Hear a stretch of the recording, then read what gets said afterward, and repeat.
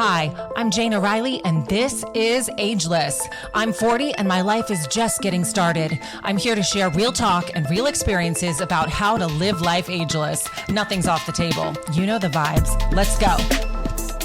Welcome back to Ageless. I'm Jayna Riley, and today I am joined again by one of my favorite guests, Dr. Frieda Birnbaum. She is a research psychologist and psychotherapist in Saddle River, New Jersey, and is the award-winning author of Life Begins at 60, A New View of Motherhood, Marriage, and Reinventing Ourselves, and also What Price Power, an in-depth study of the professional woman in a relationship. She's an expert in family dynamics, parenthood, relationships, addiction, anxiety, and depression. Dr. Frieda is also a seasoned media personality and commentator. She also has a podcast called The Doctor Frieda Show, Pushing the Limits. Notably, Dr. Frieda is the oldest woman in America to have given birth to twins. The mother of 5, her youngest sons were born when she was 60, lending her a unique perspective on issues related to parenting and the empowerment of women at any age. Dr. Frieda, welcome back to Ageless. My pleasure, to one of my favorite people. Thank you so much for having me on. Oh, you're so sweet for saying that. I feel like the feeling is mutual here. So we have you on the show today to discuss a topic that I'm thrilled to jump into with you, and that is emotional prenups. So can emotional prenups save marriages? Let's dive into that. Absolutely. We have to know that we should look forward to having an agreement where you are on board with each other. You know, the original contract is something that stays within us, but we just don't speak about it.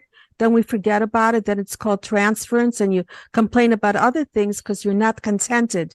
But we have to go back to what the original contract is. So this is the emotional prenup, where before you have to go to a therapist, this is preventative, not waiting till you want to kill each other and you continue having that negative dynamic with each other. So to get started with what it is you want and to be on the same page, you make it formal, because life takes over and things happen, good and bad, in any marriage or any relationship. It doesn't have to be a marriage per se.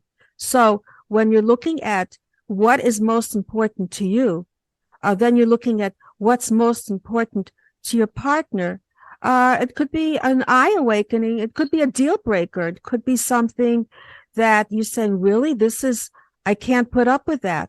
And then the best thing to do is to go ahead and fix it before there's any kind of agreement between the two of you, because it's less messy and it's less complicated.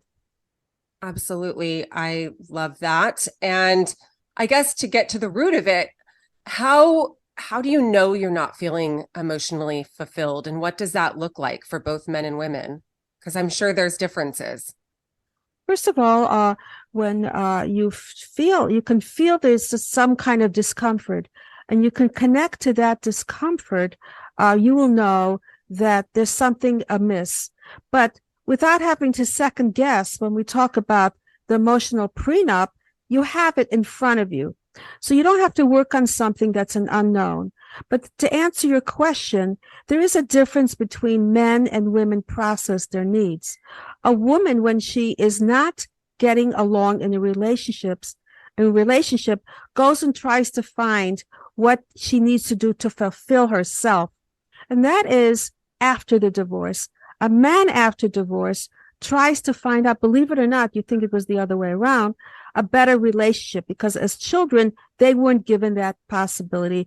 Often opportunities, men are taught to go out there and be successful. Women are taught to be givers. So they want the piece of them that's missing. But my point is that does not have to be waiting for you after the divorce. You can do it within the relationship. And if you do it within the relationship, it's stronger and better than ever. So I know there's a financial prenup that protects the individual after a divorce. So would you just create an emotional prenup alongside of it, or how does that work? Yes, we would create this prenup having to do with what are the expectations? How do you make this marriage work? How do you make this marriage better? before you have to even consider anything that would even suggest divorce in any way. So we're talking about getting your needs met. Often therapy is somewhere you go, but you go there after you've had problems. This is a preventative before you have the problems, because after you have the problems, you're already in a state of turmoil and conflict and trying to be right or wrong. And that's not where you need to go. You need to be able to have a clean slate, to be there for each other, to be open-minded, and to be supportive of what the other person needs. So what would a couple consider when creating an emotional prenup? Like, what would the process look like? Well, the process would look like an agreement. Number one, what is the deal breaker? Infidelity. Money seems to be one of the biggest problems with keeping a marriage. How do you want to spend the money? Are you a spender? Are you a keeper? Do you want to divide the money? Do you want to keep the money in a joint income? How do you want to spend the money as far as travel, entertainment? If you have children, how do you want to spend it on them? So that becomes a big factor. That becomes very emotionally stressful when one person may control the income, or one person may say, I want both of us to work, and the other says, no, I just want you to work and I want to stay home or have a family.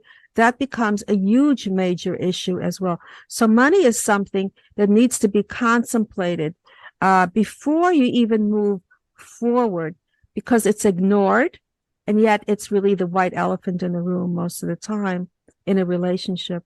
What about children? That's difficult. That something yes. that you would put in the emotional prenup? Exactly. Absolutely. Because children can be, a complicated factor. What if you've been married and you have 3 kids and your partner's never had any children?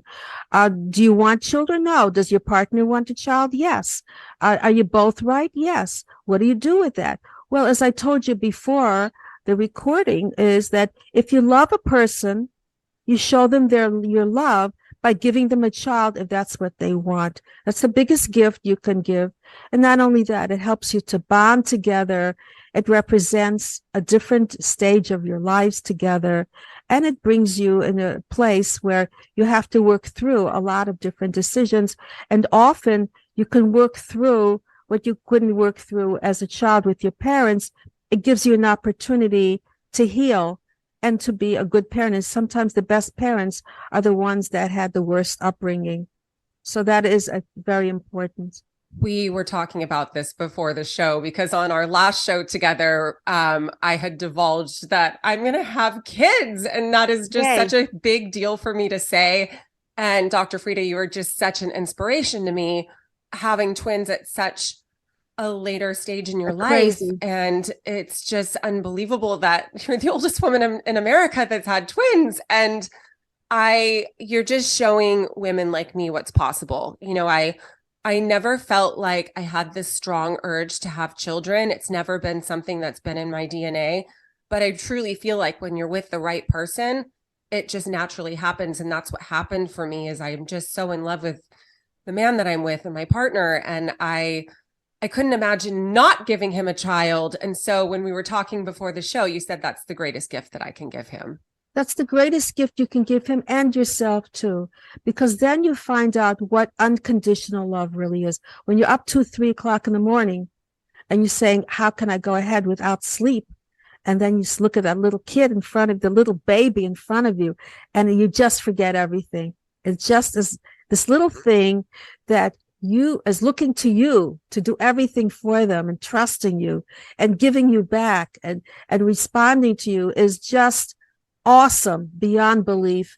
And it does cement the relationship even more, because you have that in common to go ahead as a couple. There's nothing that's more important that you can work on, not money, and not where you're going to live, decisions of vacations, none of that. Everything melts away. I mean, I come from a family where we didn't have much, and my husband comes from a family where they had live and help, even when there were no kids there. And I got love, and I got a wonderful support system So I was very rich, and he grew up with his nanny. And I've been giving him therapy ever since, because I never know what I'm going to say with you. But because really, that's really what it comes down to: connecting and loving each other. Everything else seems to melt away and take second place, really. I just love where we go on these podcasts. It's true. And I'd love for you to experience it, because you're a very warm, caring person. And why not have that part of you, appreciated by a little thing, and by your husband seeing a part of you, a nurturing part of you that he wouldn't get to see otherwise. I always thought there was something wrong with me, that I didn't have that need or desire or want or longing to have children. I'm like, I'm broken. Like, what's wrong with me? I just realized that it was just not the right time. And, like you, I feel like my life began at 40. And things have changed. Things like the world has changed. Now, I have a daughter around your age. And when I got married at 22, my mother was crying to the world that Frieda is not, my Frieda's not married yet. And as I'm a spinster or something at that time, that's the word they used. And I felt so guilty, like, what's wrong with me? And yet I was doing what I needed to do. So I got married, and I had children early because everyone wanted to know what was wrong with me, why I didn't have kids. But I was helping my husband go through law school. But that's okay. I had kids 4 years later. But then again, I always wondered, and this was my research too, what is it like? Is there to have career first, and then children, or children first and then career? Because in my time, you didn't have a career at all. You just had the family. And I was like a stigma. My friends stopped talking to me because I went back to school. I had the kids, went back to school. I lost all my friends. But then I decided later that the best thing is to have a career first and then to have a family. Because as I said to you, you establish who you are. See, I never know what to talk about. I brought all this stuff down, but whatever. So here's the point. The point is, so my daughter, my only daughter, I taught her to go and have a career first so she can be independent, not necessarily financially, but psychologically in a marriage. The marriage can be equal, so she can feel educated. So she went and she got her bachelor's, she got her master's, she got accepted into a PhD program. And in the middle of the program, she realized she didn't like it. It was psychology, what I'm doing. Yeah. And she says, I'm not going to be locked up in a room all day. I don't even agree with this. I think mind and body is more important. So she went off on her own and did, more of a holistic type of lifestyle and treatment for people. So she did that. And then she was ready to meet somebody. Well, the guys that she met were always, the problem today is that in my time, you got married and then you had children. She doesn't have children, but it's marriage without a contract. And then what happens is that they stay together till they find a problem. There's always going to be something. So there's no common need to continue. If there's a problem, like the internet, it's a switch of the button, you go to the next person. It's too convenient today. So to get off this topic, now she met somebody that she really likes, and a very nice, worthwhile person. We'll see what happens with that. But yes, marriage is pushed away. Childhood is pushed away. She's around your age. She's in your stage, and hoping if her partner would be interested, she would follow through with that too. So to put things in the right place with you having a child and this emotional contract, I'm trying to tie together. So the emotional contract, what are we talking about here? Well, a meeting of the minds. You have to be with somebody who respects and listens. The most important thing is to listen, not to be right or wrong. What's most effective, that's what saves the marriage a lot. And to compromise. If it's more important to one person than to the other person, like having a child, and you're going to give your husband a child. What could be more beautiful than that? Because, the night before, if you're breaking the dishes or whatever, you get up in the morning. What was that all about? It's silly to get into this type of conflict. So that's what this emotional contract prenup, really, it's an emotional prenup. It's a preventative measure of having to spend years in therapy, because I know I'm a therapist, and seeing couples struggle after the fact, after they've already been disillusioned. When you stay with the fact, who you are and what you want, and you're consistent with the need of the other person, then there won't be any kind of necessary disagreements. And we're talking about even how to fight. Don't bring your history. Don't bring each other's parents into it, especially if you're different religions. Don't say bad things about it. So painful, because when you know each other, you really know how to hurt each other. Mm-hmm. And you'll pull whatever you can out there. So there has to be boundaries when you're in conflict of how often do you want to see the in-laws? What do you want to do with the in-laws? I always say they should have this thing in the car that says, to make a U-turn, your in-laws' house is on the right side here. Get out of the way or something. But yeah, so those things that seem insignificant become very emotionally connected. How often do you want a date night? Let's think about that. One person, I know, I had a patient, she wanted to go out every week. I think that's very important to do that. Go away on a weekend once a month. I think that's very important to do that. A different environment, different objectivity, a different perspective of yourself. Well, her husband didn't want to do that. And that was a huge conflict in this relationship. He wasn't on board with trying to make her happy. You have to want to make the other person happy. It's not about you anymore. Go ahead. You can take a breath and talk. I was really loving what you were sharing, because as I was thinking about the fact that I've never been married before, and I know there's others who are listening right now that have never been married before either, this emotional prenup also can be taken into consideration in just any relationship, really, if you want it to work. Absolutely. It can be any kind of relationship. We're talking about the fact that, what is happiness? Happiness is having a companion at the end of the day. It could be a dog, but not really. You need somebody to talk back and discuss things with you. But it's sharing and connecting. So if you have somebody who's going to be a companion and is going to be able to even vent, there's nothing wrong with complaining. It's not criticizing your partner. It's about having somebody, a shoulder to lean on. That's a big part of the relationship. The relationship, the romantic part of the relationship, lasts about 3 years. After that, you go through together tragedies and celebrations, and the relationship becomes much deeper. And there's depth to it and a stronger feeling than in the beginning, because you didn't really know each other. There was an attraction. But when there's a meeting of the souls, that's what they call it, soulmates, and then you know that what life is all about, that's when the real stuff comes in. And that's being able to even sometimes take turns if the other person needs nurturing. So you step back and you nurture that person.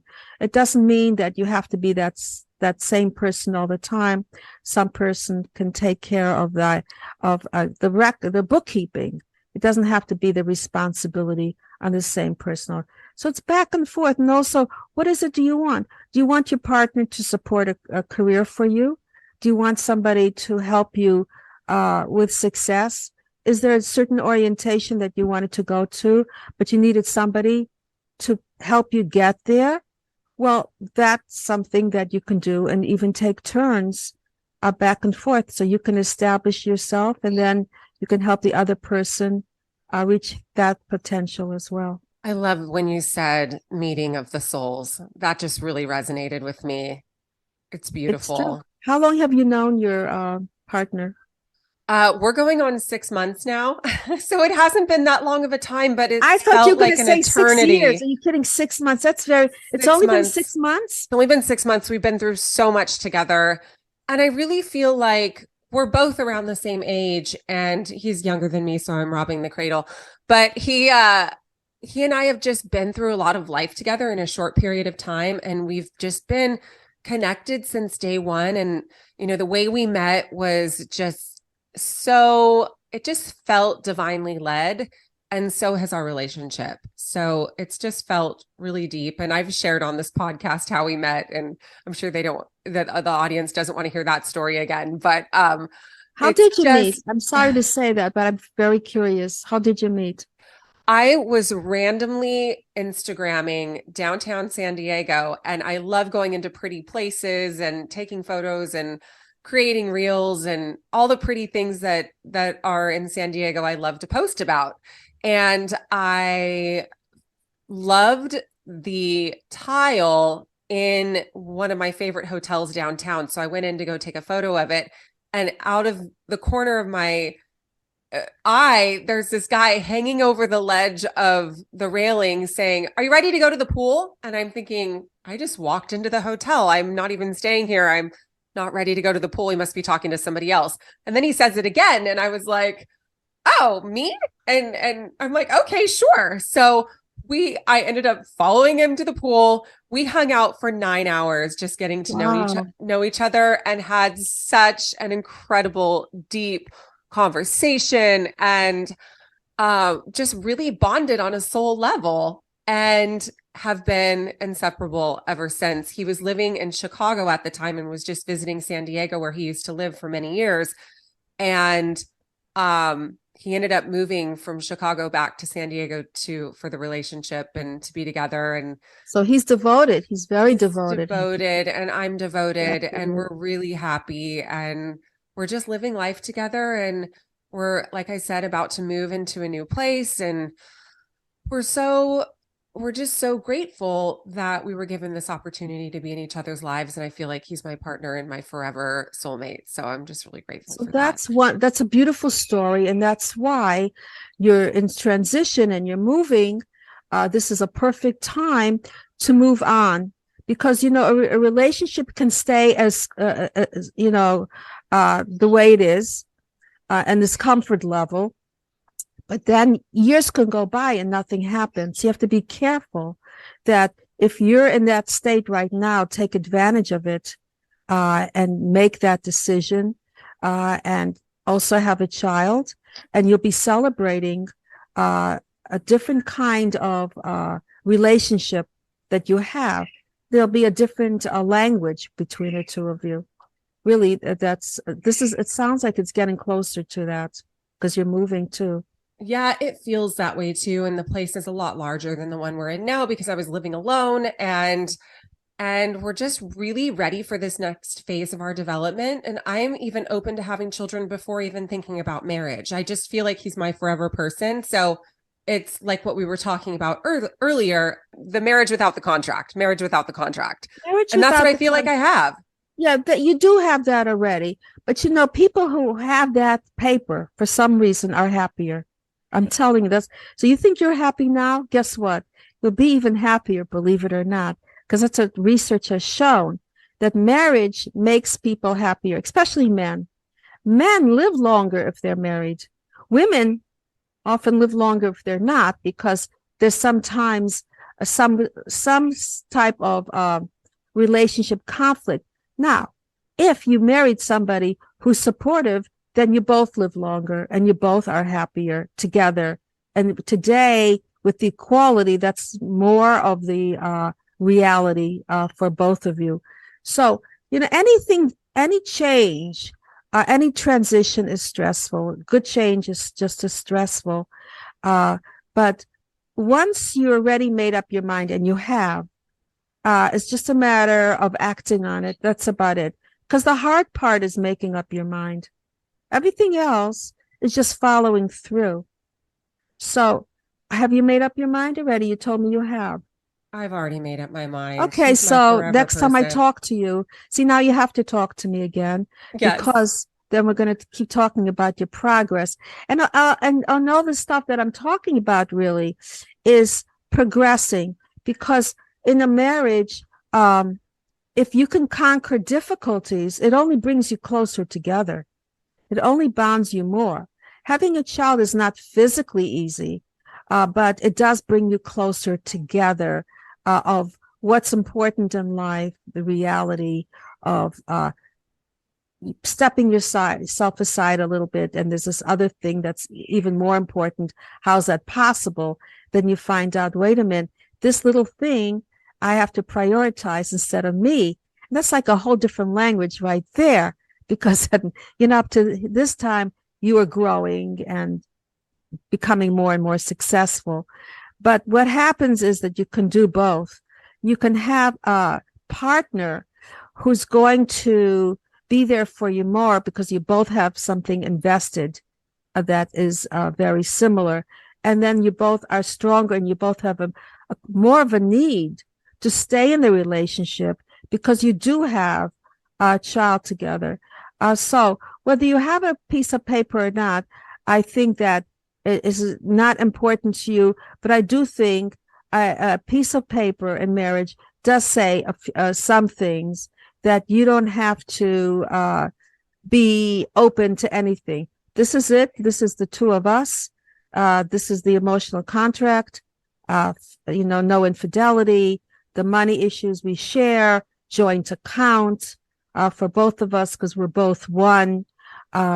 We both try to fulfill each other's needs, even if we have to take turns. That's okay. What makes you most uncomfortable? I have to honor that when we argue. If we have in-laws or parents, how often? What does that mean to you? Do you want to be close to them or not? No dirty fighting at the end of the day, or if you're in conflict. Sometimes you bring in conflict with you, and you have to be careful that your partner has nothing to do with your past or with the conflict their partners knew, and that's why you pick that person for a fresh start. So all these things are part of the process of having a closer relationship. And most of all, how not to hurt the other person, because we know the other person very well. And when we're home from work or we're working from home and we're connecting with each other, emotionally, we are off guard. To strangers, other people, we can be nice. We can say all the right things. But, after a hard day's work, you want to let go. You want to diffuse. And the nearest person is your partner. So just understand that's the way that person is venting. Some people hold it in. Some people let it out. Some people are pent up. There's all different ways of dealing with pressures. Once you can accept those kind of different pressures, you don't personalize it, and that helps as well. I feel like that's what I'm going through right now because I am a people pleaser by nature, and I will generally hold in anything that's going wrong or any resentments I'll have, and I'll just hold it in and hold it in and hold it in, and it'll come out sideways and create something. It'll just create a mess. So today, that's what I'm working on. I'm working on the communication, and I'm with somebody who is an excellent communicator, who I should never be afraid to bring anything to the table, who just genuinely loves me. And so that's what I'm working on right now, is just the communication, not being a people pleaser, not being afraid of having a disagreement, because we can have a constructive disagreement. It doesn't have to be, like you were saying earlier, smashing dishes. Yeah, absolutely. You don't have to get your point across like that. So I think you said something very important, communicating. Knowing ahead of how that person deals with frustration will help a lot, because some people, when a partner closes up, it's very painful for them to not to be spoken to, and they feel punished. But if they know ahead of time that this is the way they process, then they can understand that this is what's coming. This is what to expect.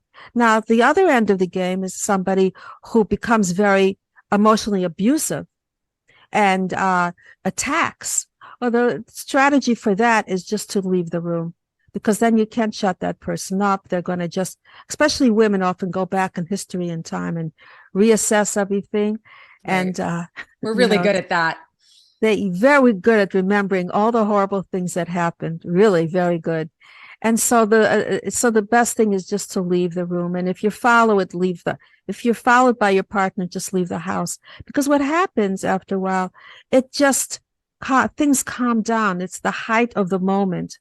It's temporary. As long as you know it's temporary and things go back to the regular situation. So you have to know what the baseline is. Is this person a nice person? Is this just a bump on the road and he'll get back or she'll get back to where she is? If that's the case, then that's part of life process. Then you have to just accept it. If a person is volatile and disrespectful and irresponsible, well, that is not a good partner. Then you have to really look and see that this person is really not there for you. But the other part of that is where life takes you, and life often takes you to uncomfortable situations. It's my scam thing. Oh, I thought I turned it off. I get so many of those. It's such a waste of time. Most of it, yeah. I just turn it off. I don't talk to them. But I was going to say that yes, learning what to expect from the other person is vital, and not to use it against the other person. And the best thing you can really do is listen. Listen. If that person is grumpy or that person is not open to what you're saying, has to often, most likely, to do with it. They're on overload. They're overwhelmed. And the best thing you can do is do the opposite of what your feeling is. Your feelings are going to be to strike back. And you'll be right, and you'll do a very good job at it. But it's going to perpetuate your partner's discontent and say, see, I'm stressed out, and look what I have here. I have somebody else that's stressing me out. I don't need this. So the best thing to do is to listen and to give your partner what it is that they're complaining about, even if it has nothing to do with you, which is not easy to do because emotionally we let our guard off when we're home because we are not Mr. or Mrs. or Miss Polite out there anymore. We can just be ourselves, and then we don't realize that we're hurting the other person. Yeah. I've been through that before, and it's heart-wrenching, and it's not really the representation of who I want to be. And so just paying attention to the little details, like the right kind of communication and not holding something in, because you nailed it when you said that that's just not fair to the other person. It makes them shut down. I know how it feels when I feel like somebody's doing that to me. And it just makes me feel like, did I miss something? Did I do something? It just makes me question myself. And I think in that questioning, that's not good.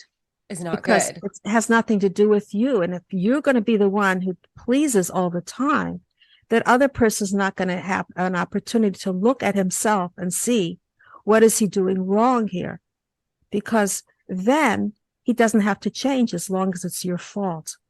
So you can't do that. You have to help him to see how he's responding. Now, in one way, it's a compliment. He feels comfortable enough with you to let go and to be able to tell you what's on his mind. But the other way, it's stressors for you because you have to carry his load. So the best thing to do with that is to put it back on him and say, well, what do you think? Where do you think this should go? What would make you happy? Say the word you a lot, not I, so you don't take responsibility for it. And he will, after a while, see that it has nothing to do with you. But yes, when you have a close relationship, you are more off guard because you're not using your conscience anymore. You're not trying to say all the right things. And then the person you're closest to, you let that person have it because you're connecting to that person. And that's where problems begin. Most of the time having nothing to do with each other at all. Yeah. Well, let's sidestep a little bit here, back over to emotional prenup. And what about when it's broken? What do you do? What are your suggestions? What's your expert opinion on that? Well, expert opinion is, no matter how expert you are, when it's broken, it takes a lot of work. You have to really want it. You have to be able to say you're sorry. You have to be able to say, I'm not 100% right all the time, and not play the victim. And when that happens, when you see yourself giving back, or sometimes even giving back in a way that may not make sense to you, but if you can heal the other partner, as I said, it's not who's right or wrong, but what's most effective. If you can be the stronger one to break that circle and not to let your ego get in the way, then when you hear that person's perspective, then you can help that person heal. And when there's already damage done, that damage can really be undone. But you have to move on it. You can't wait. You can't have it built up. It can't be years and years of problems that are so deep that even when you fix it, it keeps going back. You have to do it in the beginning part of the relationship, which is yours, 6 months. And if you decide to have a certificate, marriage certificate or not, it all entails the same kind of acknowledgement. It all entails the same kind of importance for yourself and for your partner. That's why when we talk about partnerships, it's not about what I want. It's about the word needs to be we. What is good for us? What do we want to do? Where do we want to go? And it makes it more exciting, because otherwise, why have somebody if it's only going to be about you? But that other person is what brings in new ideas and new experiences. So always be open to that. People who are closed to that are really not in a real marriage. They're just living together under the same roof, but they're not sharing emotionally. That sounds like the worst deal ever. I'm all about the openness. So the goal is to be open. It has to be. I mean, the worst situation is to be living with somebody and being lonely, or living with somebody and not really being connected, each of you being in different corners and being hostile. It's much better to be alone, because you can be lonelier in a marriage because the expectations are greater than if you were alone. So you have to be able to take advantage of each other's different ideas and solutions and goals.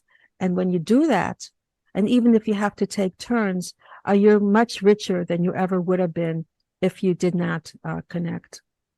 I completely relate to that, because I took a long period of time alone and was single intentionally after a few bad relationships where I stayed longer than I should have.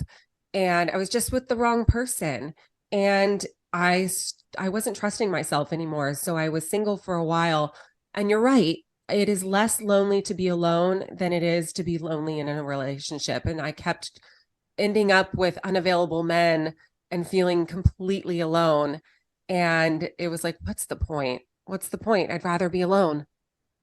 It's sad, but it's so true. And also that's why marriage steps in. Because if you're not married and there's conflict, you just walk away. If you are married, then the conflict becomes messy. And you say, okay, let me see what I can do to make it work. So you do work harder at a marriage. I've been married 50 years. Wow, congratulations. It's a huge milestone, something to be extremely proud of. You I are don't know such if I'm an proud. I'm going to inspiration. have a drink just by saying this. It's soda. That's all it is. I'm just thirsty. But yeah, so marriage, is something that it's like a seesaw, back and forth, back and forth.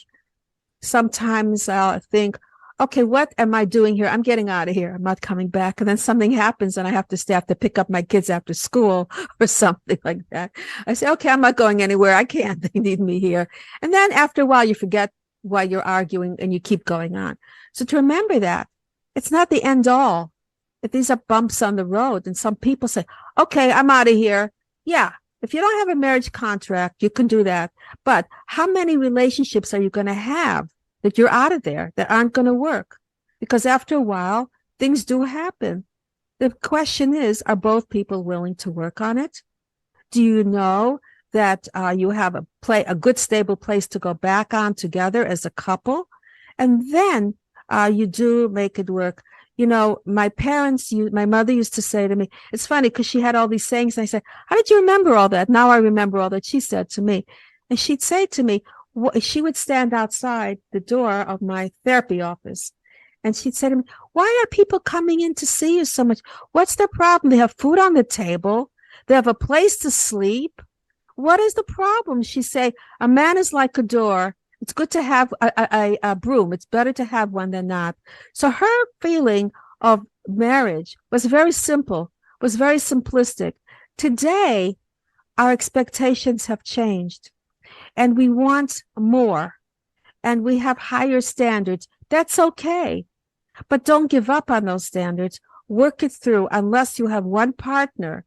In my practice, if I only have one person coming in to try to work on a marriage, I know it's not going to work. You have to have two people who really want both together. So that's really the best thing as far as this emotional prenup is two people, whether you agree or not about anything, when you come to a conclusion, if one person wants something more, like your husband or your partner wants something more than you do, he wants a child, then you have to say, okay, this is what's going to be good for us. Let me see. You forget yourself in the process. It's a different time. Now, because you've gotten where you've gotten, and I taught my daughter to do the same thing, you're already evolved as a person. So you're not growing and you're not changing. Because what happens often is that the woman changes and the man stays the same. It's interesting. There's a little saying that goes, a man marries a woman because he wants her the way she is, and a woman marries a man to change him. And what happens is the opposite. The woman changes and the man stays the same. And it's true. As women get older, they have a confidence about them, and they know what's important. So they do change, hopefully not too much. So the marriage, there is an initial reason why he got married to begin with. Right. I hope he doesn't change too much. But yeah, that's part of it. It's fun. It's a challenge. It's a growth experience, and it's naturally developmentally the way to go. But then you have the whole package of what life is all about. Well, I think we should just end with this. I had one more question, and it's, so what if a couple is still thinking about divorce, even after going through all the steps that you had mentioned before? What are your suggestions on trying to save the marriage?